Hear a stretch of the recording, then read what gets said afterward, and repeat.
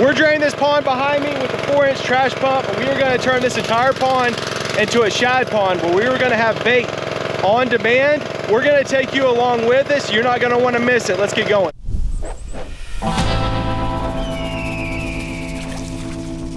Today, we are gonna be draining out one of our farm ponds with all the stuff that you see behind me. It's a really small pond. We actually came here last year to put shad in here, and we put shad in here from extra shad that we had left over from lakes.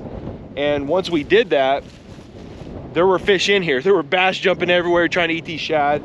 And so we have to drain this pond because there's just no way we can get all these fish out of this pond. And plus, there's a lot of sticks in here. You can see that stump right there. And also there's all these overhanging trees. So the idea is we're gonna drain this pond completely with this trash pump, let it dry out, because here we are about to start summer, getting really hot.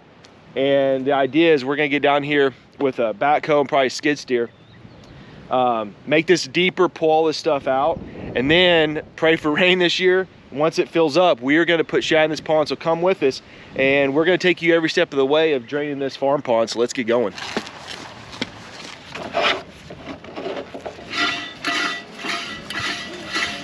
So we're gonna zip ties these buoys right here, so they're not gonna go anywhere,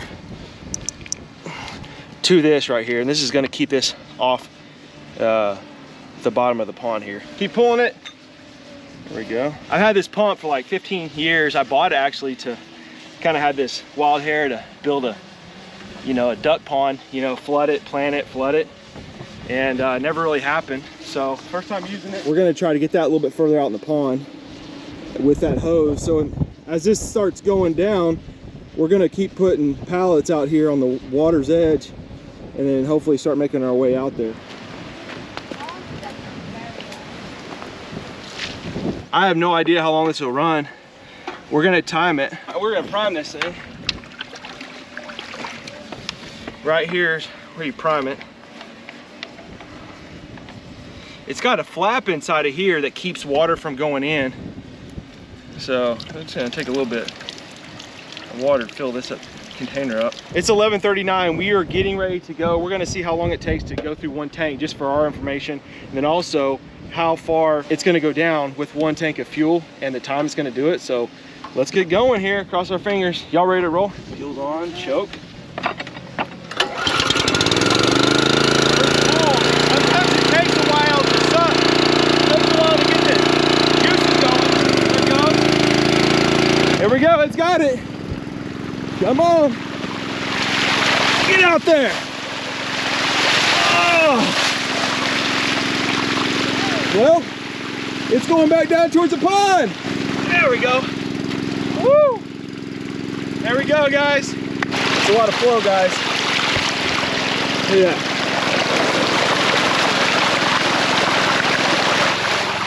Good job, baby. Is that all? Can I get it? Yeah, good job. So we're gonna run this fuel all the way down, and then we'll check back in with you.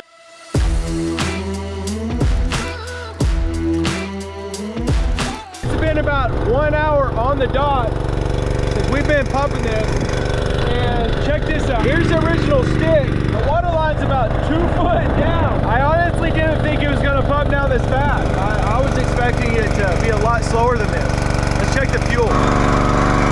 This pump is just sipping the gas. I thought it was gonna empty the entire tank in an hour. Had no clue. So we have to go to a baseball game, and I want to leave this pump running. It makes me nervous almost, to leave it running. I don't know if it would pump it dry. I don't want to do that. Surely not, surely not. Our baseball game just ended, and this engine is dead. Let's see how far it went down. Check that out. That's the original stick, and look how far the water's down with one tank, way there. That from there to there is about 6 foot down. I did not think that this pump was going to run this long on one tank. So pretty cool. May take a week or two, I don't know. It depends on if we run it day and night, but so far I'm pretty impressed with what it's done. Dad, I want to put a stick where the water is. Keep shining. Yep, put a stick where the water is. Right here. Yeah, a little bit further. Yep, right there. Yeah, there we go. All right, so tomorrow we'll see. All right.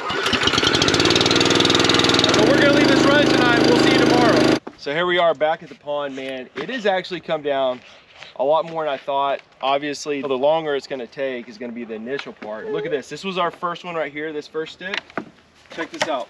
This is the stick that we put in there last night. Now my dad, he put that stick in there this morning before we had a baseball game, and he put a half a tank. So we're gonna keep putting more pallets as we go out here and keep drawing this out here. But man, I'm telling you what, this is encouraging. After seeing this, I think if we run this for 1 week, I think we'll drain this down. It's supposed to rain tomorrow, midday, afternoon. We'll see how that goes. Obviously, I'm gonna have to pull this pump out of here because I don't want it to somehow fill up and flood this pump. But we are gonna run this all day without stopping, all night. Tomorrow morning, I'm probably gonna fill it up before work. I'll probably come here at lunch and do it. We're gonna roll and try to get this thing drained out so we can get this pond dry before all the rains come, and hopefully we can get working on cleaning this thing out. If you can see these trees overhanging the pond, I'd really like to clean these out. You see that big stump there? Clean all this stuff out right here. Get this out of here, because you can see all the stuff that cast net could be stuck on in here, and that'll run these really expensive nets. I was looking at the footage this morning, and it appears that this ran for about 3 hours and 40 minutes on a full tank of gas. So I've got my phone here. I'm gonna time it this time. Ow!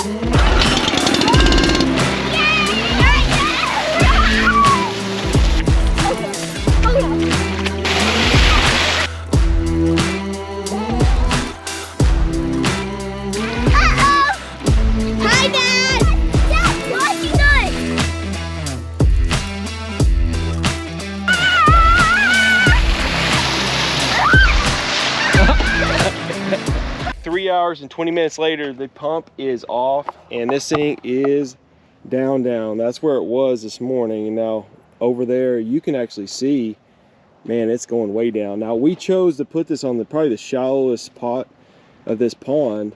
But what we're gonna do is we're gonna actually move this over there where it's steeper, because I bet only 2 pallets would take it over there.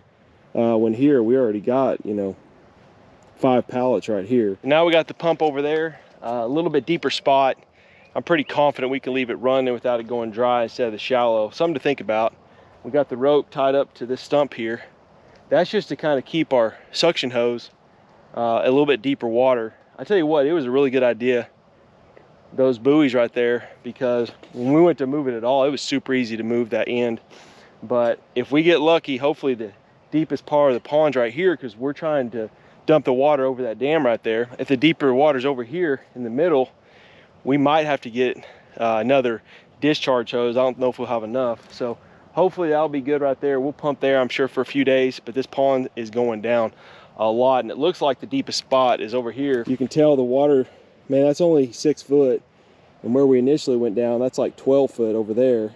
So I think from here to the pump is probably the deepest spot that this water will continually start flowing this way.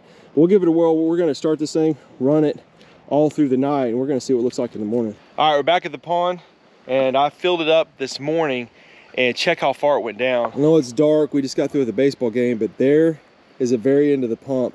It literally went from here, from what y'all saw in the video, all the way down there. It almost ran out of water.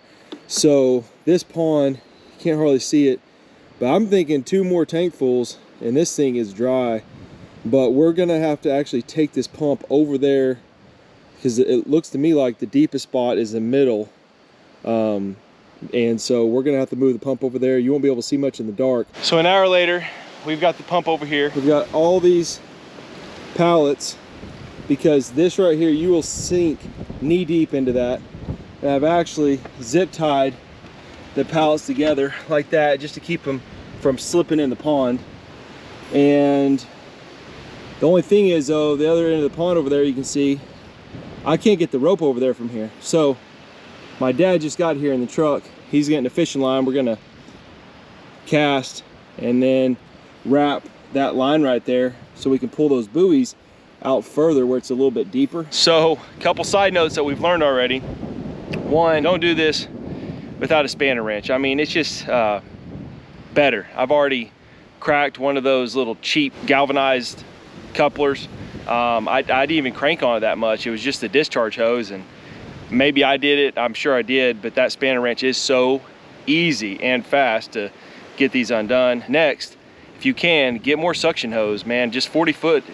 I don't know if it would create a suction 40 foot, but if we had that, man, it'd go to the middle of the pond, no big deal, and you wouldn't have to move it as much. So it's probably worth the investment. If I had to do it again, I probably would have got extra discharge hose, even though this 4-inch discharge hose is through the roof in cost. It's harder to find. 2-inch and 3-inch is much more common, especially to find used like on Marketplace. And that is the reason why I only got the 20 foot and didn't try the 40 foot, just because of cost. And I bought this new shipping off eBay, and man, it was the best price I saw anywhere with 200 bucks for this suction hose. But anyways, we're gonna do this fishing line. Here's my dad right here, fishing pole.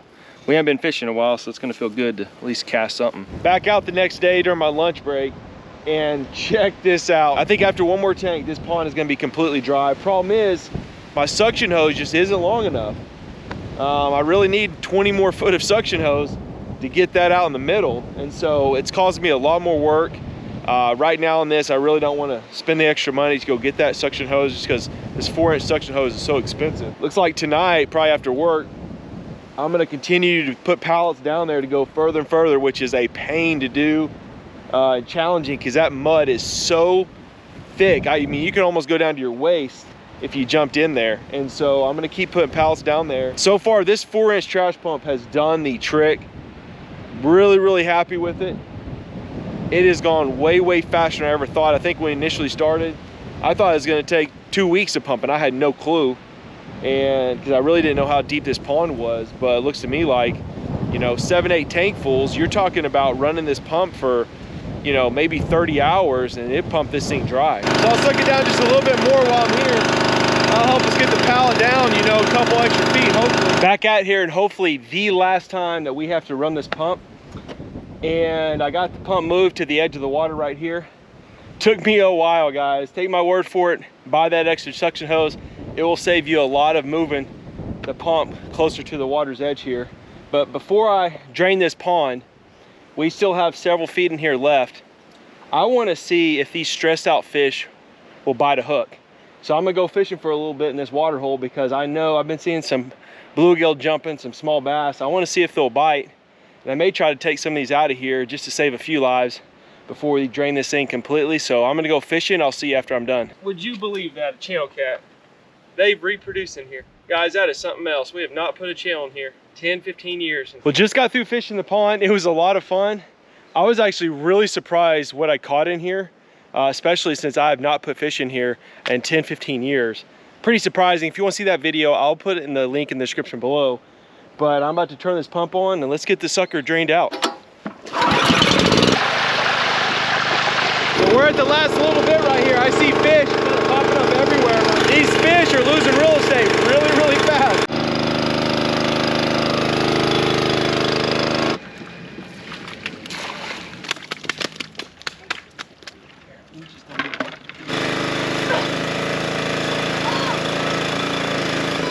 Oh, you almost had him. We spent a long time trying to get as many fish as we can out of here. We are exhausted, we are muddy, and to safely do it, looks like the birds and the coons are gonna have a little bit of food to eat, which we tried our best. So anyway, it's gonna be great to have this thing empty. We'll take you along with us. We'll check back in with you here in a day or two as this starts drying out more and more. This is all this pump will suck out. It's just in the mud right now in the junk, and is not sucking out any more water. So the sun is gonna have to take the rest of this. So we'll see you here in a few days.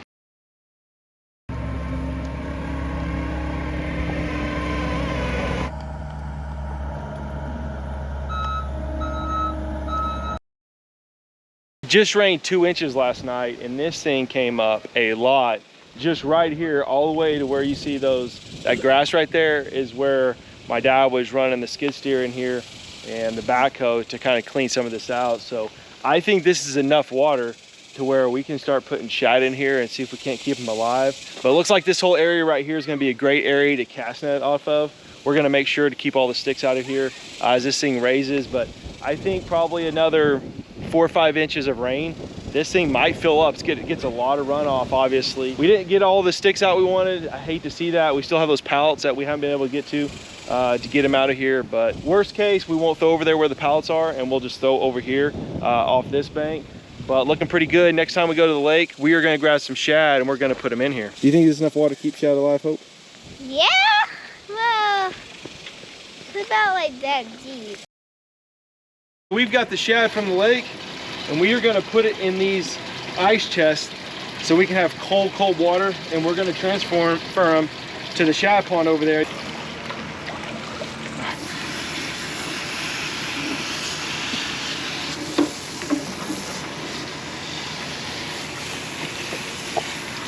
Oh, there we go.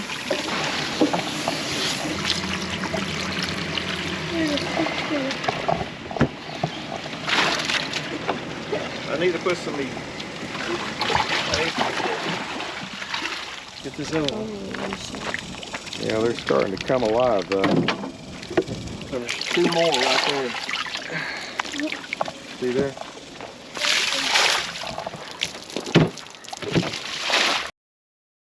It's been about 3 weeks since the last time we've been to this pond, and it just rained. We've had 3 weeks of really hot weather, 100, 105 degrees in Oklahoma. You can see water here in the ditch. Now the pond, I mean, it's about the same as like when it last rained, but it came up, look, I'm sure a foot or 2. I have no idea if those shad are gonna live or not. I don't know, let's go down here and see if we can't see some life in this pond. Maybe some shad hitting the top of the water or something. I see some frogs in there. Hopefully frogs don't eat shad. I don't know, I see bugs on top of the water, but so far nothing else. I'd really like to see this, you know, up here on the bank, at least 2 or 3 more feet with all this hot weather we're having here in Oklahoma. Just got back from the lake getting these shad to the pond. All right, here we go.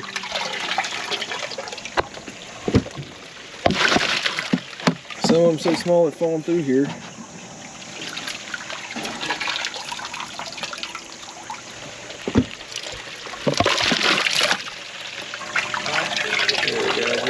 Third time we put shad in the pond. The pond, we have not gotten rain here in western Oklahoma. It's been really spotty, and this pond is literally the same or lower than what it was.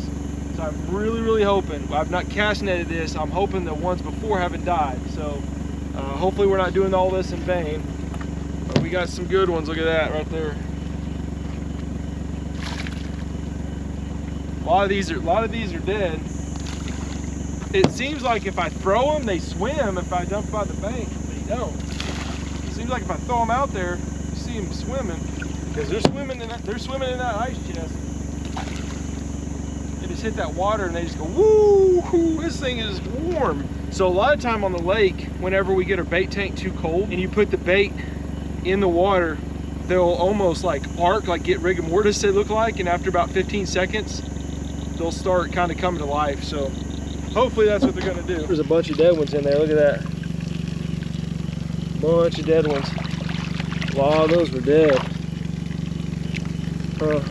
It's really hard to keep small shad alive in the summertime. They're just not as hardy as the bigger ones. That is one brave bullfrog, dude. That's crazy. You'd think he was a pet. It is the second week of November, and God truly blessed us. About 9 inches of rain in western Oklahoma, almost unheard of.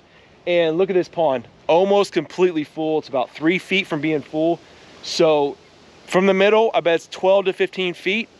And we've worked so hard bringing shad, about 1,000 shad this summer here. They all died. We took a lot of dirt out of this pond. My dad, he got an earth mover, and you can see here this dam. He really built up this dam where we can drive around it. So we have a lot more area for water to fill up in this pond. We're about 3 feet from being full here. I really think the shad will be able to live in here, probably in the winter. Probably, we won't know. This is an experiment, guys, that, you know, hopefully be able to use this maybe in your own pond.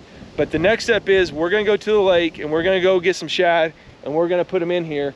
And this whole winter, we're gonna, every time we go fishing, we're gonna try to get some shad and keep filling up this pond. And hopefully they'll live through the winter. If they live through the winter, I'm pretty sure if this pond stays full, they will live during the summer. But we will see. If this works, hopefully you'll be able to use it in your own ponds. Next step, We're gonna go to the lake. We're gonna get a bunch of shad, so we'll see you then. Hey, quit drinking my water. We need them for the shad. Here we are back at the shad pond. We have got a load full of shad. We just cast netted from the lake, and pretty cool here in Oklahoma. So most of these shad should have made it. There's gonna be some floaters, but it's just the way it is.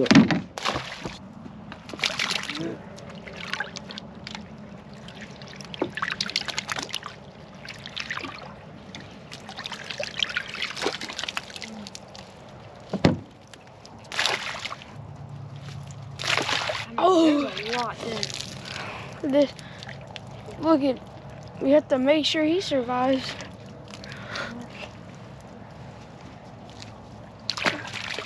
Yeah, I'm right that way.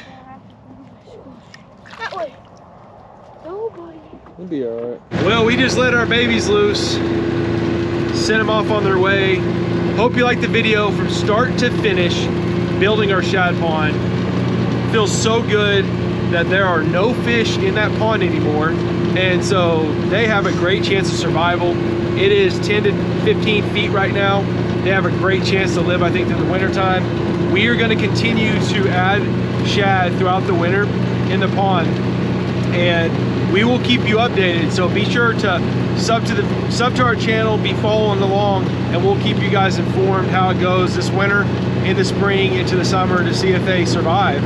And if they do, that's going to be huge for us, and how successful we are on our fishing trips. We can take shad to lakes that are hard to get, or that we just have shad right away where we don't have to go spend the time to go find them. Hope you liked the video. If you did, please sub to the Boone Boys. Thank you so much for watching. God bless you all. We'll see you on the next one.